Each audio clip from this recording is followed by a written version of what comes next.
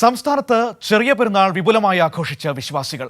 വ്യാപകമാകുന്ന ലഹരി ഉപയോഗത്തിനും കുട്ടികളിലും യുവാക്കളിലും വർദ്ധിച്ചുവരുന്ന അക്രമവാസനയ്ക്കുമെതിരെയുള്ള സന്ദേശമുയർത്തിയായിരുന്നു ഇത്തവണത്തെ ഈദ്ഗാഹുകൾ.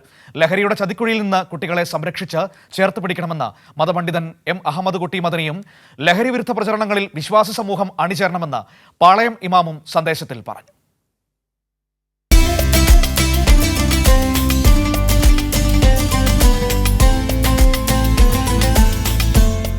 റമദാനിലെ 29 ദിവസം നീണ്ട വ്രതശുദ്ധിയുടെ ദിനരാത്രങ്ങൾക്ക് ശേഷമാണ് ഇസ്ലാം മതവിശ്വാസികൾ ചെറിയ പെരുന്നാൾ ആഘോഷിക്കുന്നത്. രാവിലെ 7 മണിയോടെയാണ് വിവിധയിടങ്ങളിൽ സംഘടിപ്പിച്ച പെരുന്നാൾ നമസ്കാരം തുടങ്ങിയത്.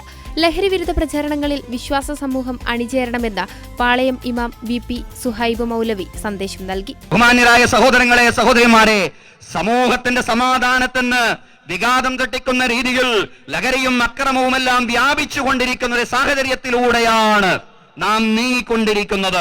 ലഹരിക്കെതിരെ നമ്മുടെ ഭരണകൂടങ്ങളും മാധ്യമങ്ങളുമെല്ലാം ശക്തമായ ക്യാമ്പയിനുമായിട്ട് രംഗത്ത് വന്ന സാഹചര്യം കൂടിയാണ്. ഈ ക്യാമ്പയിനുകളെയെല്ലാം പിന്തുണക്കാൻ ഇസ്ലാമിക സമൂഹത്തിന് ബാധ്യതയുണ്ട് എന്നുള്ളതാണ്.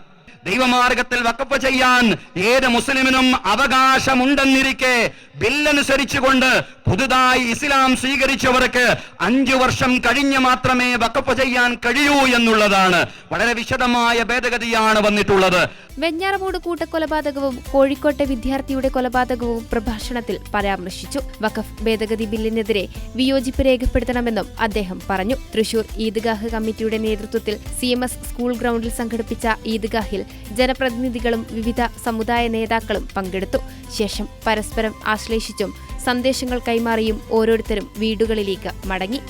വിവിധ ബ്യൂറോകൾക്കൊപ്പം കൈരളി ന്യൂസ്, തിരുവനന്തപുരം.